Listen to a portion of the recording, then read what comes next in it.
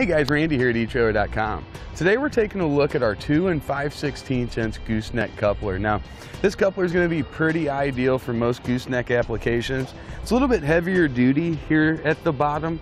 Something I like, gives you a lot of confidence in it. Another nice feature is that it's got the spring-loaded release here at the bottom. So we pull that up and turn it, and as we lower this down on our ball, it's automatically going to open, then close behind it. At that point, all we have to do is pull our handle. You see it clicks right down in position. You can see our base plate here is going to be much thicker than what we're used to seeing with some of the smaller types.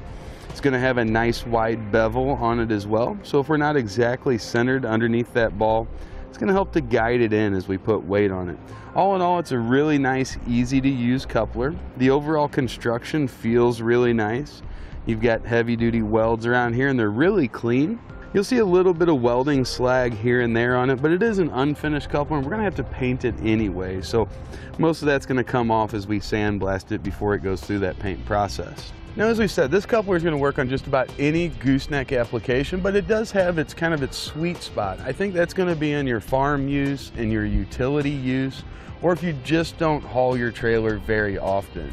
If you haul a gooseneck trailer regularly, you're used to some of that chucking, bucking, and noise that we get. It can make your ride a little bit uncomfortable. So if you've got horses or livestock or living quarters in a trailer that you're trying to haul with you, I'd recommend something cushioned, maybe the Gen Y or the convertible cushion gooseneck mount. Basically, that cushioning is going to take the rigidity out. So the convertible has about 3/4 of an inch of movement there.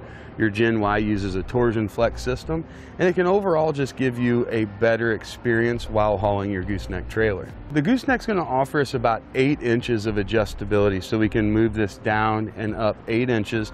So right now we're about 11 inches, 11.5 inches to the bottom of the coupler to our pinhole. We can get that all the way out to about 19. All right, now we can move on to the installation process, and that's really going to depend on how you're set up currently. If you are rebuilding a trailer, maybe it took damage, you need to repair it, or building a new trailer, then the outer tube is going to be something that you'll want to install. Now, this is a weld-on outer tube, just like any other gooseneck coupler. This one uses 2 set bolts. The set bolts can be tightened down using a 23mm 12-point.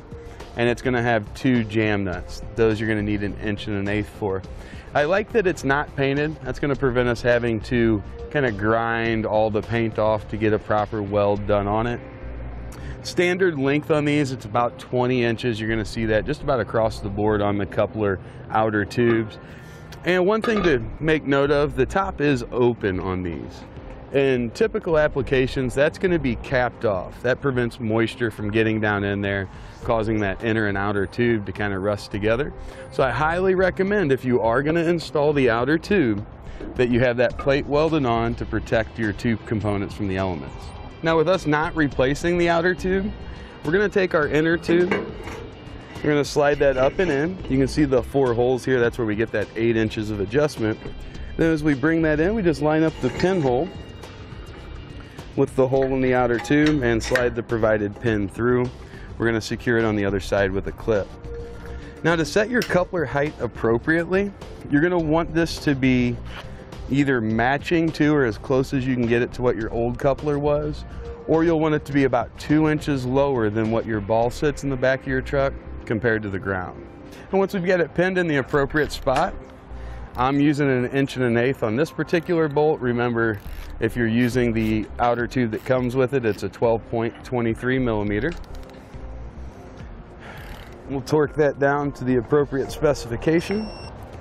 Once we've got that there, we're going to bring that jam nut down. And we'll need to put a pretty decent amount of force on it here. Basically, that's going to prevent this bolt from backing out on us. Now, of course, to couple up, we'll want our locking pin release there. Then we'll just lower it right down. You'll notice that gate's going to move out of the way as we talked about. And even as we're uneven there a little bit, it guides it right down on the ball. So overall, nice and easy to connect. To get the weight down, you'll see that plate go back forward.